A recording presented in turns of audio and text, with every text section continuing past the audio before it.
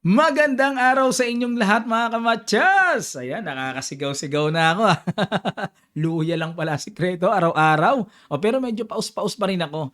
Ngayon naman, i-analyze natin ang best game sa naganap na Title Tuesday Online Blitz 3+1 ang time control katatapos lang kagabi. Napili ko ang laban nila world number 1 Magnus Carlsen at ang kaharap niya ay si former FIDE World Blitz Champion Le Quang Liem ng Vietnam. Ayan, sa end part ng video, papakita ko sa inyo ang final standing.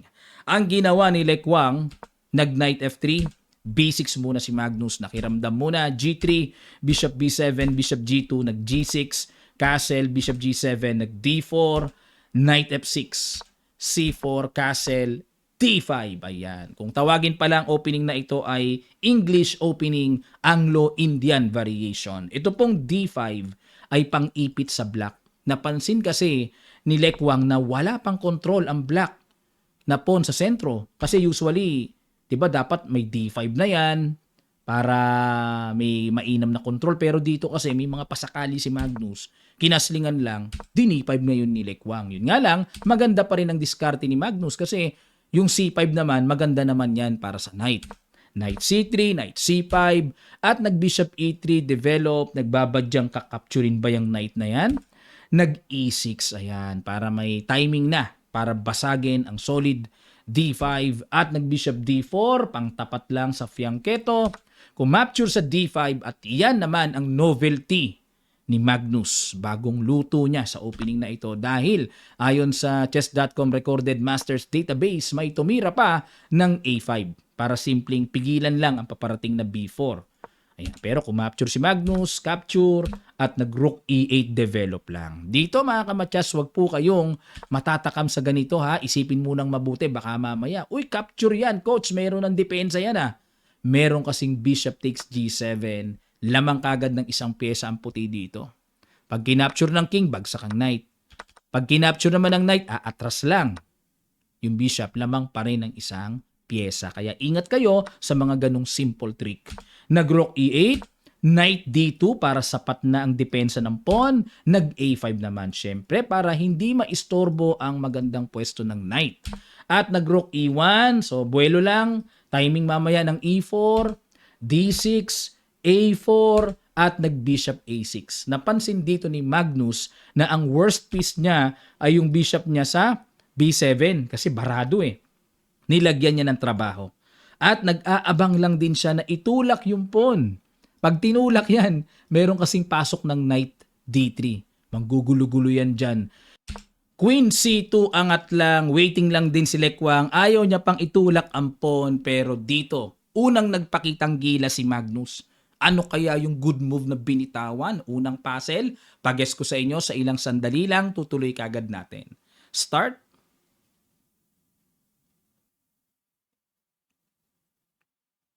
Maraming salamat. Ito yung mga hindi nyo dapat pakawalan pag binigyan ng pagkakataon. Tactical blow, knight takes D5, sacrifice. Yan. Nag-bishop takes knight muna dito si Le Quang. Ayan. Pero teka muna para mas klaro. Ano mangyayari kung capturein ang knight na yan? May bishop takes D4. Okay? Mangyari, nakapingas lang ng pawn sa D5. Lamang ng pawn ang black. O ngayon, paano kung dito naman kumapture sa G7? Mayroong knight B4 muna. Threat muna sa queen tempo. Saka kakapturein ang bishop. Okay, halimbawa, saan pupunta ang queen? Queen D1. Capture. O pagpalagay na, talagang kasama sa plano yan. O quality down dito ang black pero ang nakakatakot dyan yung diagonal later on. Very strong ang mga Yokababs. Compensated yan mga kamatyas. Talagang kasama na yan sa plano na decision ni Magnus. Pero iba ginawa ni Le Quang. Pinitas niya ang knight sa C5. Knight takes C3, B takes C3, D takes C5. Kinapture na pa-quality down talaga si Magnus. Knight F1, Queen E4. Siya na nga ang quality down, siya pa ang may lakas ng loob makipagpalitan. Pero umiwas si Le Quang. Ano ang laman ng malalim na exchange na yan? Halimbawa kung capturein, meron kasing iintindihin pa ang puti. May tempo pang sakit sa ulo yung pawn sa C3 at sakit din sa ulo ang pawn sa E2.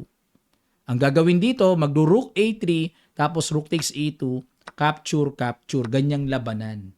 na parang nakakatakot din sa black, no? Pero ang nakikita ko dito, mag-F5 later on, then syempre activate the king. Ayan. Malalim talaga. Napakatindi ng endgame ni Magnus. Napaiwas si Lekwang, ayaw niya. Queen C4. Ayun, pressure sa pawn. Rook A3, depensa. Pangit ang tore, no? Nag-H5. Ayan, para bigyan naman ng problema si Lekwang, paunti-unti H4, tapos ihahatid ang pawn sa H3 hanggang sa magka-problema ang white sa G2. Knight E3. Ayan, second puzzle tayo. This time, excellent move na. Hindi na po good move lang. Ano kaya yung tira na yon? Sa ilang sandali lang tutuloy kagad natin. Start.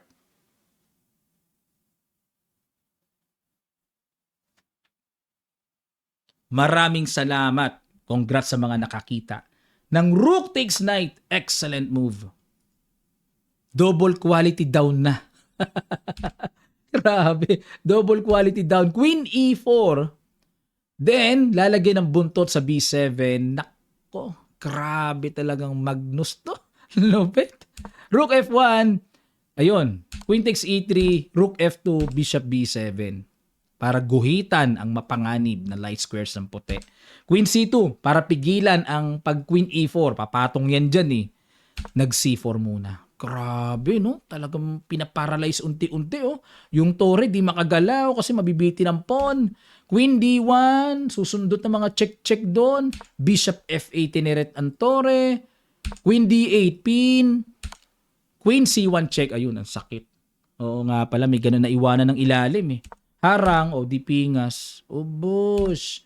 Capture, and very simple. Boom. Queen C5 check. Forced to simplify the queen. Nag-resign na po si Lekwang. Ganda ng laban. Pag kinapture kasi yan, check. Obligado pa iharang ang tore. Buti sana kung may natakbuhan pa eh. Wala eh. Tore iharang oh. Capture. Eh talagang klarong lamang ng isang pawn. O kahit na wag na pala, no? Wag nang ilapit ang king. Eto na agad.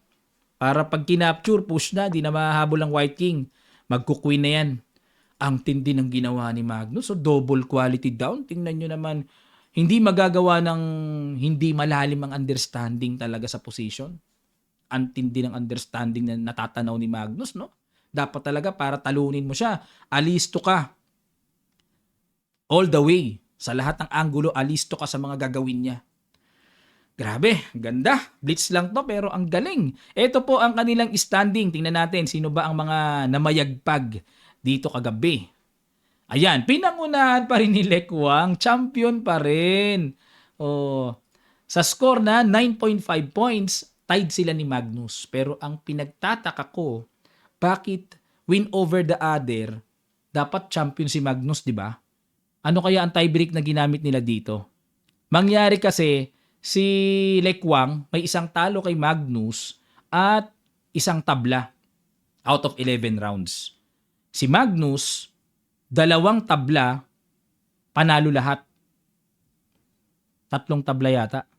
Kasi 9.5 points siya. Oo, 3 tabla pala. Ibig sabihin, ang tiebreak nila dito, most number of wins, hindi win over the other. 2 lang sila nag-tie do. At yan po ang pagkakasunod-sunod, no? Sila Arjun Erigaisi. Ayan, may sumali bang Pinoy? Okay. Ayan, marami pong sumali ulit, no? Umaabot ng mga 600 to 800 na sumasali dito. Okay. So, kaya ina-update ko kayo mga kamatsas kasi matindi talaga ang labanan dito pag sa usapang online blitz. Talagang Title Tuesday ang mamaw na tournament talaga.